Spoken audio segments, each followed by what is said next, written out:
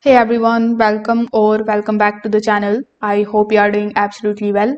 In today's video, I will show you exactly how to code your own TradingView indicators with ChatGPT using the pinescript in 2026.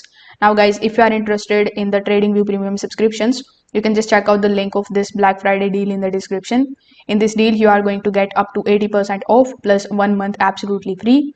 Only 2 days left in this deal, so make sure you explore the offers by using the link in the description and be sure that you hurry up. So here, in order to basically code your own trading view indicator with ChatGPT, you first of all need to come here on chatgpt.com. Over here on this page, you are going to see this type of tab in front of you.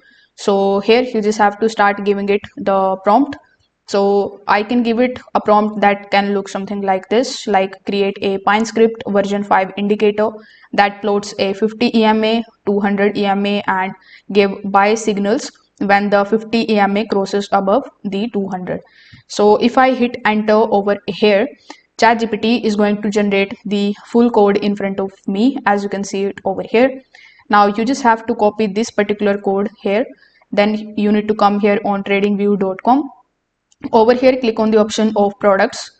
Now click on the option of Pine editor here in the bottom left hand corner. You can also access this option by clicking on the indicators tab here on the top. Then click on the option of my scripts. Now click on the option of create scripts, and this is also going to open this particular Pine editor in front of you. Now here, make sure that you have selected the first row, and in this first row you need to paste this script.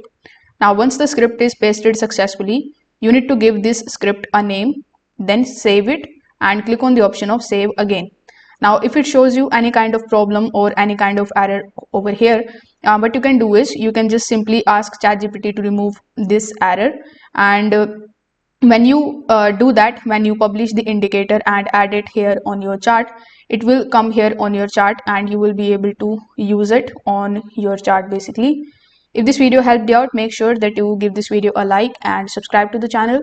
Also comment below if you have any questions in mind. Thanks for watching.